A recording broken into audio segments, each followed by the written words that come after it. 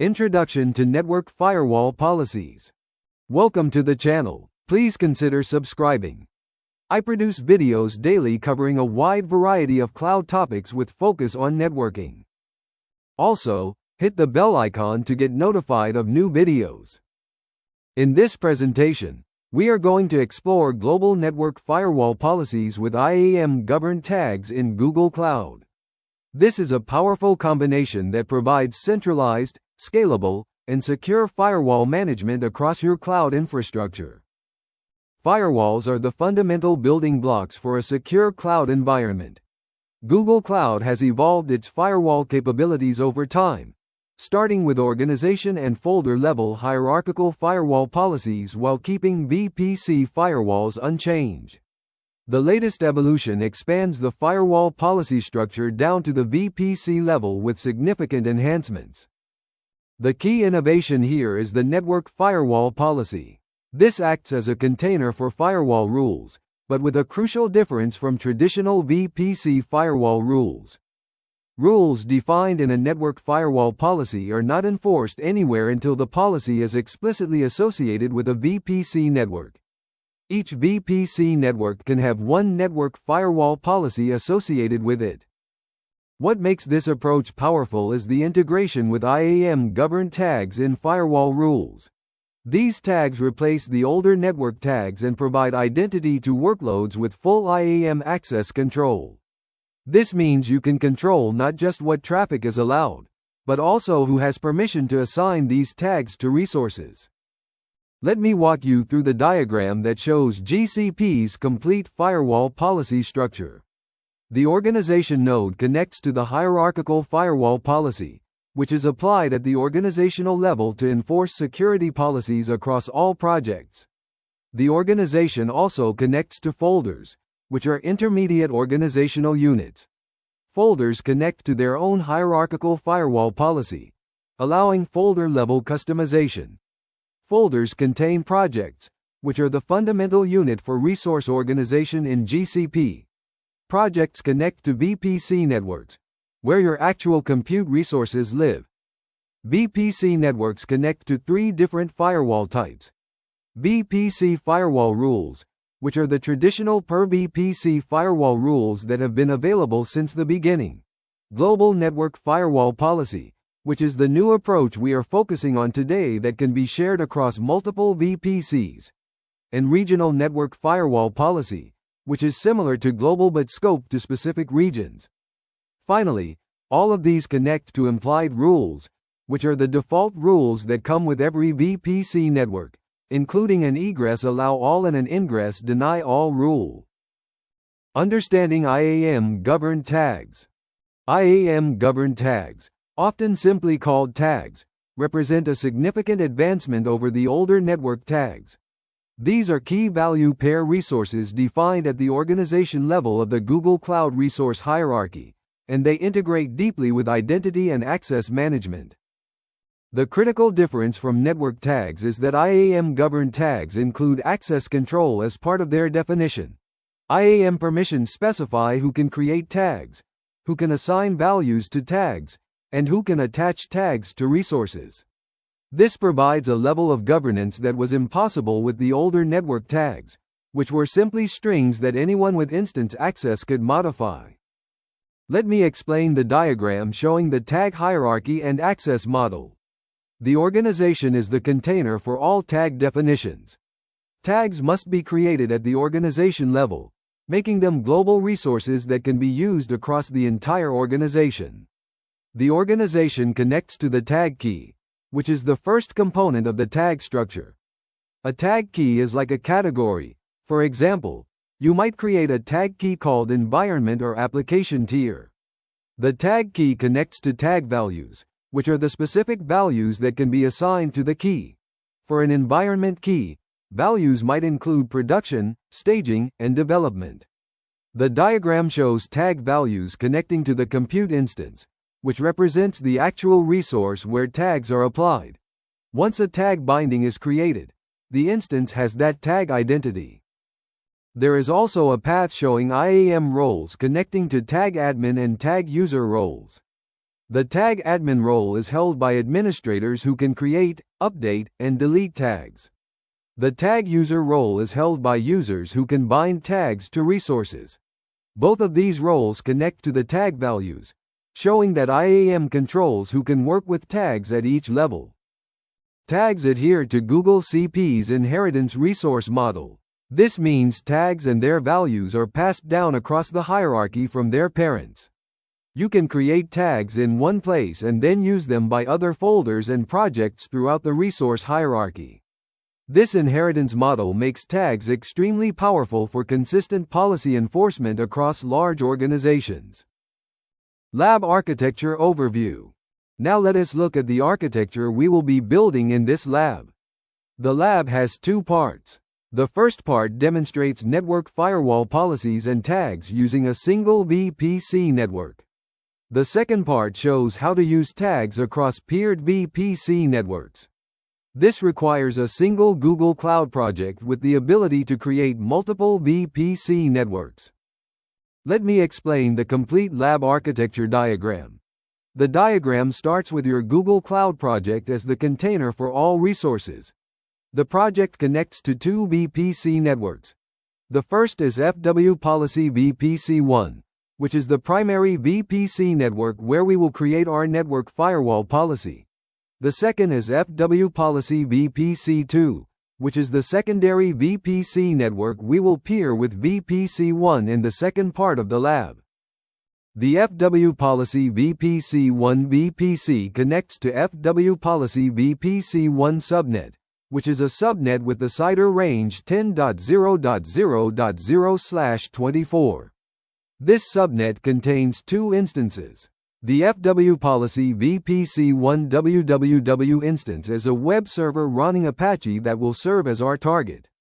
The FW Policy VPC1 client instance is a client machine we will use to test connectivity. The Firewall Policy VPC1 VPC also connects to the Cloud Router, which enables dynamic routing in the VPC. The Cloud Router connects to the Cloud NAT Gateway, which provides outbound internet access for instances without public IP addresses. The Cloud NAT Gateway connects to the internet, completing the outbound connectivity path. For the second VPC, FW Policy VPC2 connects to FW Policy VPC2 subnet with CIDR range 10.0.1.0/24. This subnet contains the FW Policy VPC2 client instance, which we will use to test cross-VPC connectivity with tags. The two VPCs connect to each other through VPC network peering, represented by a bidirectional connection. This peering enables private connectivity between the networks without going through the internet. Finally, the project connects to the global network firewall policy named FW Policy Example. This policy connects to FW Policy VPC1 through a policy association, showing how the firewall policy is attached to the VPC network. Creating the VPC network and subnet. With our environment variables set, we can now create the VPC network and subnet that will host our compute instances. We will start with a custom mode VPC, which gives us full control over subnet creation. Let me explain the first command for creating the VPC network. The command is gcloud compute networks create followed by $prefix -VPC1. The $sign prefix references our environment variable, so this expands to FW Policy -VPC1. The subnet mode flag is set to custom. This is important because it means the VPC will not automatically create subnets in each region. Instead, we will manually create only the subnets we need. Custom mode is recommended for production environments because it gives you explicit control over your IP address space and subnet placement. The second command creates the subnet within our VPC.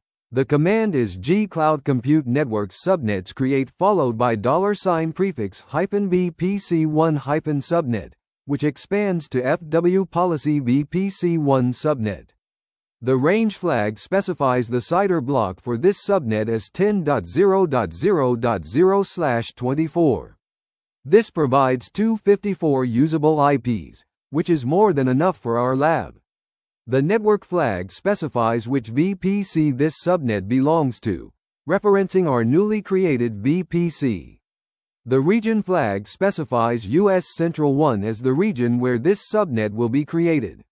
Subnets are regional resources in GCP, meaning they span all zones within a region.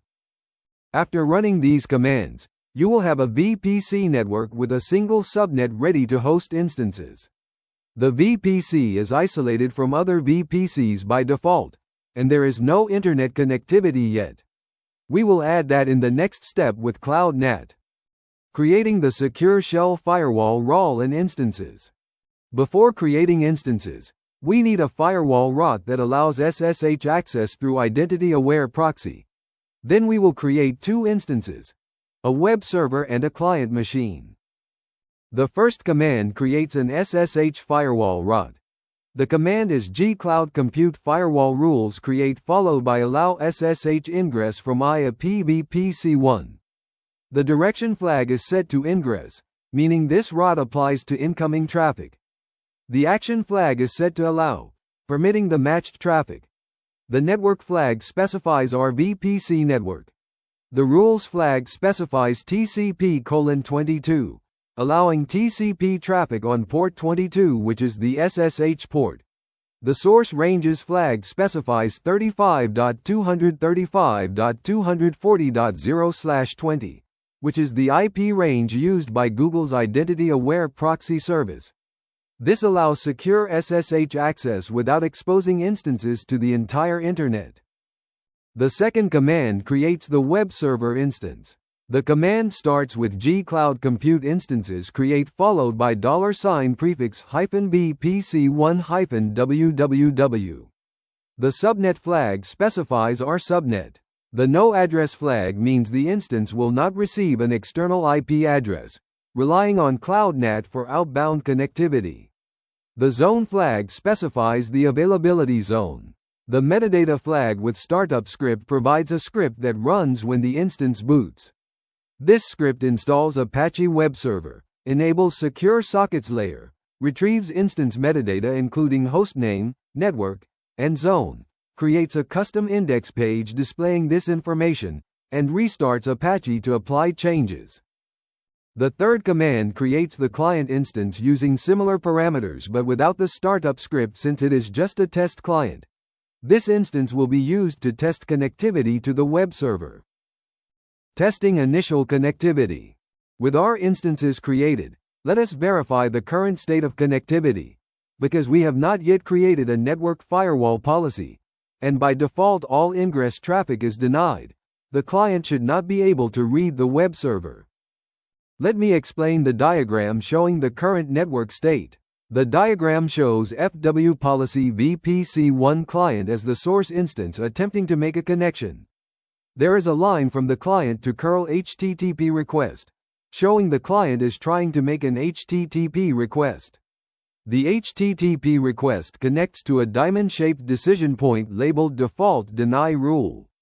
This represents the implied ingress deny rule that exists in every VPC by default.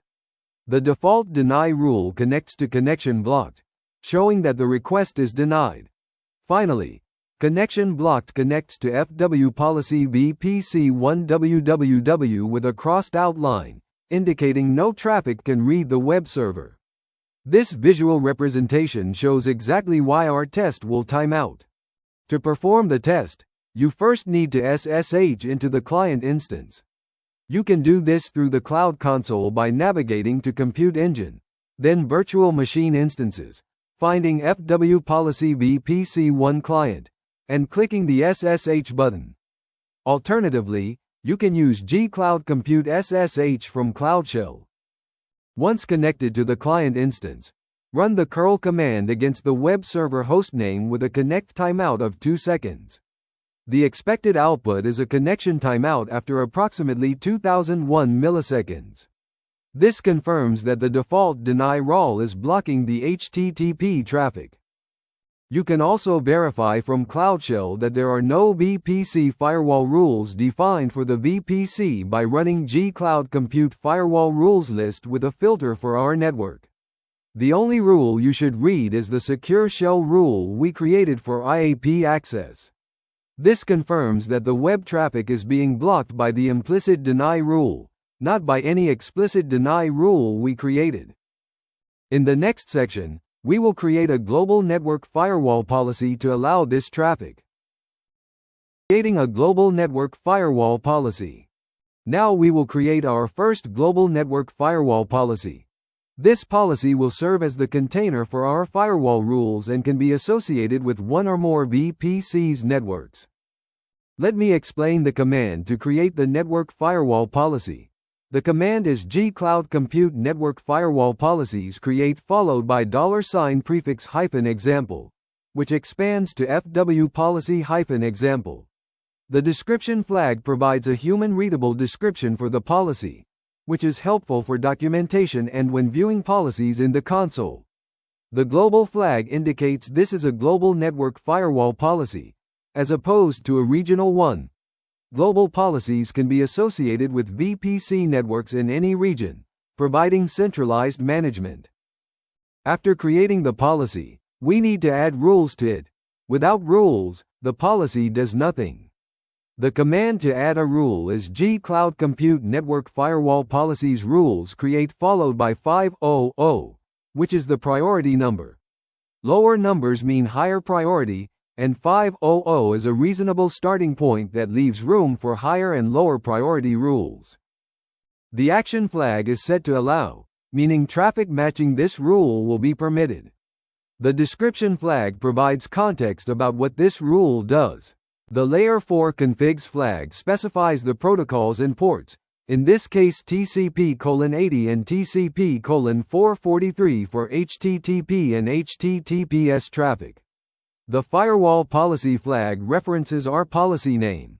The source IP ranges flag specifies the source IP range as 10.0.0.0/16, which covers our VPC's internal addresses. The global firewall policy flag indicates we are working with a global policy. The enable logging flag turns on firewall logging for this rule, which is invaluable for troubleshooting and auditing. Let me explain the diagram showing what we are creating. The diagram starts with the global network firewall policy as the container. This connects to the firewall rule with priority 500, showing that rules exist within the policy. The rule connects to multiple attributes. The action allow node shows traffic will be permitted. The protocols node shows TCP ports 80 and 443 are affected. The source IP range node shows the 10.0.0.0/16 range that can initiate traffic. All of these connect to traffic evaluation, representing how incoming traffic is matched against these criteria. Associating the policy with a VPC network. Creating a network firewall policy and adding rules is not enough to start enforcing them. The policy must be explicitly associated with a VPC network. Until this association is made, the rules have no effect. Let me explain the association command. The command is G-Cloud Compute Network Firewall Policies Associations create. The firewall policy flag specifies which policy to associate, in our case FW policy example. The network flag specifies which VPC network to associate the policy with, which is FW policy VPC1. The name flag provides a name for this association, which is FW policy VPC1 association. This name is useful when you need to update or delete the association later. The global firewall policy flag indicates we are working with a global policy. After creating the association, we should validate that it was successfully applied. The command G-Cloud Compute Networks get effective firewalls followed by the VPC name shows all firewall roles currently in effect for that network. The output displays a table with the type showing network firewall policy, the firewall policy name showing our policy, the priority showing role priorities, the action showing allow or go to next, the direction showing ingress or egress, and the IP ranges showing the source or destination ranges. Let me explain the diagram showing the association process. The diagram shows the global network firewall policy as our policy resource. This connects through policy association to the FW policy VPC-1 VPC network. The VPC contains FW policy VPC-1 subnet, which hosts both FW policy VPC-1 www and FW policy VPC-1 client instances. The association creates a link between the policy and the VPC, causing all rules in the policy to be enforced on traffic within that VPC. Understanding tag admin and tag user roles.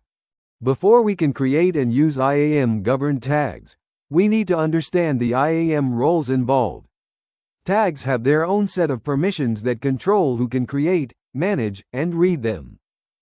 The tag admin role is the primary administrative role for tags. This role allows you to create new tags, update existing tags, and delete tags. It is typically granted to security administrators or platform teams who are responsible for defining the tag taxonomy for the organization. An organization administrator must grant this role.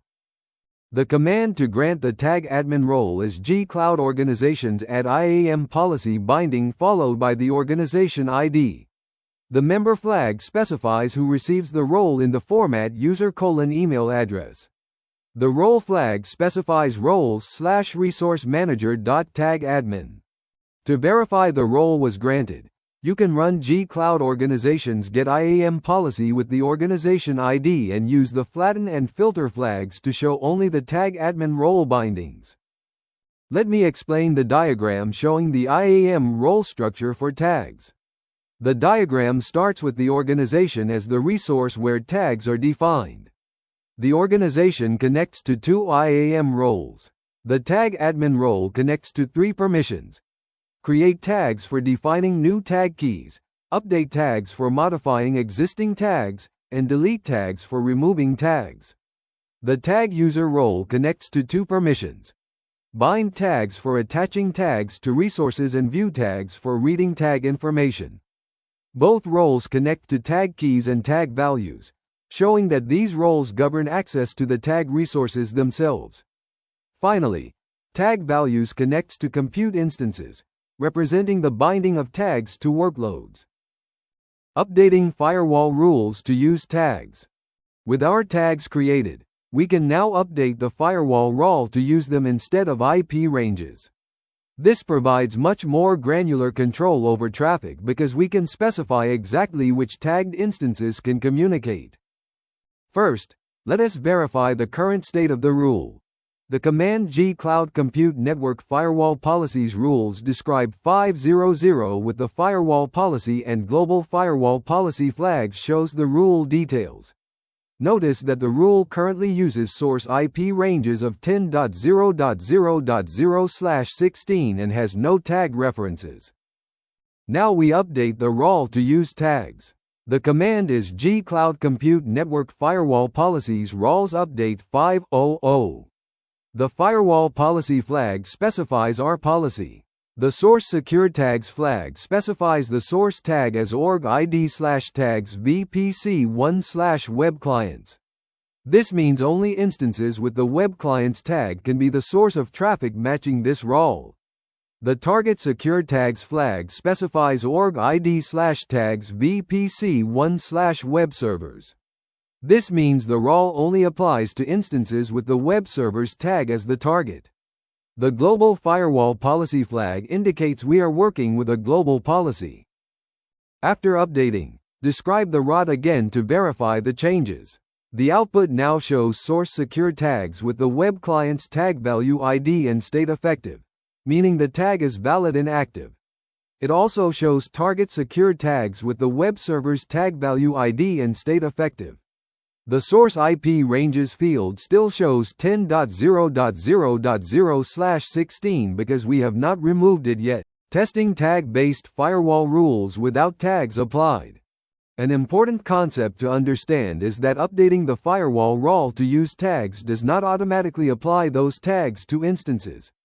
The tags must be explicitly bound to instances for the role to match. Let us verify this by checking the effective firewalls on the web server. Run G-Cloud Compute Networks get effective firewalls with the VPC name.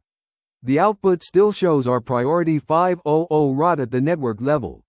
However, when we check the effective firewalls at the instance level using G-Cloud Compute Instances network interfaces get effective firewalls, we see something different. The output for the web server instance no longer shows the priority 500 ROT. This is because the ROT has target secure tags set to web servers, but the instance does not have that tag bound to it yet. The ROT exists but does not apply to this instance. Let us confirm this by testing connectivity. Switch to the SSH session on FW Policy VPC1 client and try to curl the web server. The connection should now time out, just like it did before we created the firewall policy. Even though the ROT exists and is associated with the VPC, it does not apply to the web server because the web server lacks the required tag. Let me explain the diagram showing why the connection fails. The diagram shows FW Policy VPC1 client attempting a curl HTTP request. The request goes to Tag Evaluation, which checks if the source has web client's tag. It does not, and if the target has web server's tag. It does not. Because neither condition is met, the request proceeds to default deny, which blocks the traffic. The connection fails because tags have not been bound to the instances yet. Verifying tag-based firewall rule application. With the web server's tag now bound to our web server instance, let us verify that the firewall rule is being applied correctly. Run the effective firewalls command for the web server instance again. This time, the output should include our priority 500 ROT because the instance now has the web server's tag that matches the target secure tags in the ROT. The ROT is now in effect for this specific instance. However, if we try to curl from the client, it will still fail. This is because the firewall ROT also requires the source to have the web client's tag, which we have not bound yet. The ROT requires both the source tag and the target tag to match for traffic to be allowed. Let us update the ROT to remove the source IP range criteria and rely solely on tags. The command G-Cloud Compute Network Firewall Policies Rules Update 500 with source IP ranges set to empty quotes removes the IP range requirement. Now the rule matches purely based on tags. After this update, test connectivity from the client again. It should time out because the client still does not have the web client's tag. Now bind the web client's tag to the client instance using the same G-Cloud Resource Manager tags bindings create command but with web clients as the tag value and the client instance as the parent. Finally, test connectivity one more time from the client. This time the curl should succeed and return the web page content. Both the source tag and target tag requirements are now satisfied, so the firewall rule allows the traffic. Let me explain the diagram showing the complete tag-based flow. The diagram shows Firewall Policy VPC1 client with web client's tag bound. Traffic flows to the firewall rule which checks both source and target tags. Since the source has web client's tag and the target Firewall Policy VPC1 www has web server's tag, the rule matches and the action allow is applied. The HTTP response returns successfully to the client. This demonstrates identity-based network security using IAM-Governed Tags. Introduction to Tags over VPC peering. In this section, we will explore one of the most powerful features of IAM-Governed Tags: the ability to use them across peered VPC networks. This capability enables consistent security policies across your entire network infrastructure, even when spanning multiple VPCs. VPC network peering allows private connectivity between two VPC networks. Traffic between peered networks stays within Google's network and does not traverse the public internet. However, managing firewall rules across peered networks has traditionally been challenging because VPC firewall rules are scoped to a single VPC. With IAM-Governed Tags, you can create firewall RAWs that reference tags from peered networks. This means a client in one VPC can be identified by its tag when accessing resources in a peered VPC, enabling true identity-based access control across network boundaries. Let me explain the diagram showing the cross-VPC architecture we will build. The diagram starts with your Google Cloud project containing two VPC networks. The first VPC is FW Policy VPC1, which contains FW Policy VPC1 subnet with the web server and first client. The second VPC is FW Policy VPC2, which contains FW Policy VPC2 subnet with a second client instance. The two VPCs are connected via VPC network peering, shown as a bidirectional connection between them. The diagram also shows the tag structure. The tag's VPC1 tag key is scoped to FW Policy VPC1 and contains web servers and web clients tag values. A separate tag's VPC2 tag key is scoped to FW Policy VPC2 and contains its own web client's tag value. This is important because tag keys with firewall purpose must be scoped to specific VPCs, so we need separate tag keys for each network. The Global Network Firewall Policy connects to Firewall Policy VPC1, and the firewall RAW references tags from both tag keys. This allows the RAW to match traffic from clients in either VPC as long as they have the appropriate tag bound to them. Creating SSH firewall RAW for second VPC. Before we can secure shell into instances in the second VPC, we need to create a firewall RAW allowing secure shell access from identity-aware proxy, just like we did for the first VPC. The command is gcloud compute firewall rules create followed by allow SSH ingress from IAM-VPC2. The direction flag is set to ingress for incoming traffic. The action flag is set to allow to permit the matched traffic. The network flag specifies FW Policy VPC2 as the target network. The rules flag specifies TCP:22 for SSH traffic. The source ranges flag specifies 35.235.240.0/20, which is Google's IAP/IP range. This is a traditional VPC firewall route, not a network firewall policy route. We are using it here because it is the quickest way to enable secure shell access for our testing purposes. In a production environment, you might choose to add this as a route in your network firewall policy instead for centralized management. Let me explain the diagram showing the complete peered network architecture. The diagram shows FW Policy VPC1 containing its subnet with the web server and client instances. The FW Policy VPC2 contains its subnet with the second client instance. The VPC peering connection links the two networks bidirectionally.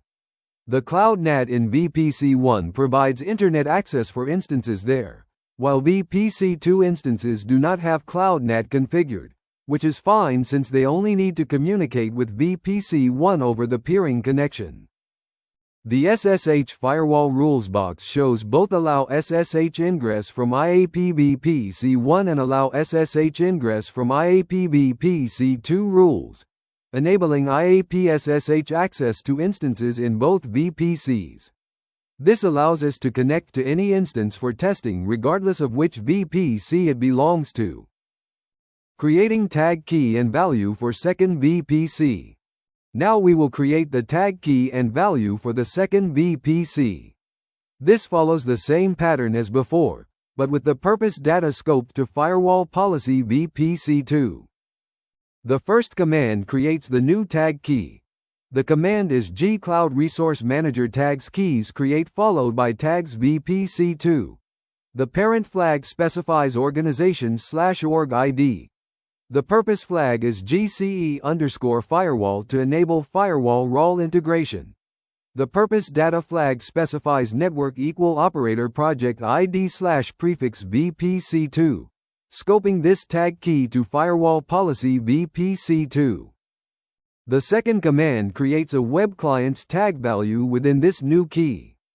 The command is gcloud resource manager tags values create followed by web clients. The parent flag specifies organization ID/tags VPC2. We only need web clients here because the client in VPC2 will be accessing the web server in VPC1, not hosting one. The third command binds the new tag to the VPC2 client instance. The command is gcloud resource manager tags bindings create. The location flag specifies the zone. The tag value flag specifies org ID/tags VPC2/web clients. The parent flag specifies the full resource path to the firewall policy VPC2 client instance. Optionally, you can list the bindings on the VPC2 client to verify. The command gcloud resource manager tags bindings list with the location and parent flags, and the effective flag shows the namespaced tag key as organization ID/tags VPC2 and namespaced tag value as organization ID/tags VPC2/web clients. Testing cross VPC connectivity with tags. Now comes the exciting moment where we test whether a client in VPC2 can access the web server in VPC1 using tag-based authentication across the VPC peering connection. First, we need to find the internal IP address of the FW policy VPC1 www instance.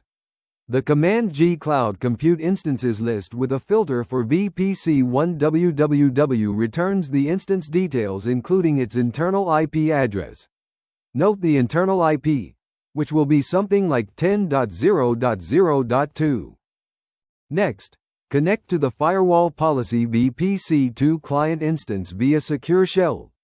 You can do this through the Cloud Console or using gcloud compute secure shell. Once connected, run the curl command against the VPC1 web server's IP address with a 2-second timeout. The connection should succeed. You should read the response showing the page content with the server host name, network name, and zone. This confirms that the tag-based firewall role is working across VPC boundaries. Let me explain the diagram showing the complete cross-VPC flow. The diagram shows firewall policy VPC2 client with the web client's tag from tags VPC2.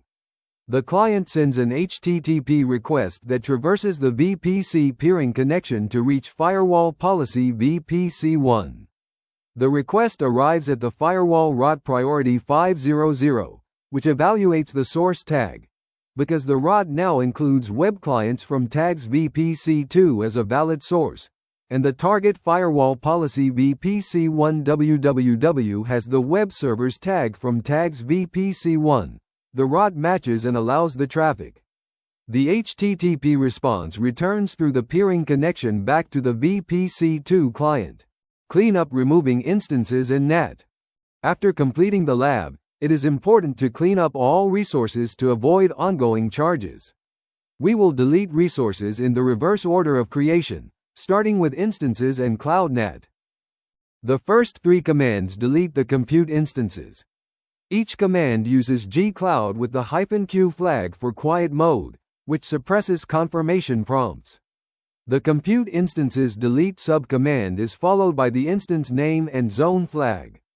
We delete FW policy VPC2 client, FW policy VPC1 client, and FW policy VPC1 www in that order. The fourth command deletes the Cloud NAT gateway.